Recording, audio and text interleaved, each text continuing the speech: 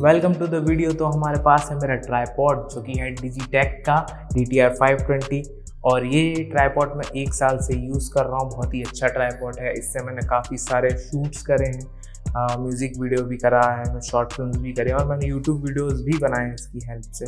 तो बहुत ही अच्छा ट्राईपॉड है। 6.5 फीट का ट्राईपॉड है और मोनोपॉड भी बन जाता है, ग्राउंड लेवल पे भी चला जाता है पूरा, और इससे आप टेबल टॉप शॉट्स भी ले सकते हो। तो बहुत ही अच्छा ट्राईपॉड है ये। इसके साथ आपको ये बैग मिलेगा, है ना, तो जो कि बहुत ही हेल्पिंग है। तो आप कहीं पे भी इसे ले जा सकते हो, है ना, क्योंकि कॉम्पैक्ट साइज़ है। मेनली ये मुझे लगता है ट्रैवल पर्पस के लिए बनाया गया है क्योंकि बहुत ही कॉम्पैक्ट है ये। तो बहुत ही अच्छा मेरे को ये लगा और बहुत काफ़ी सारे यूजेस है इस ट्राईपॉड के।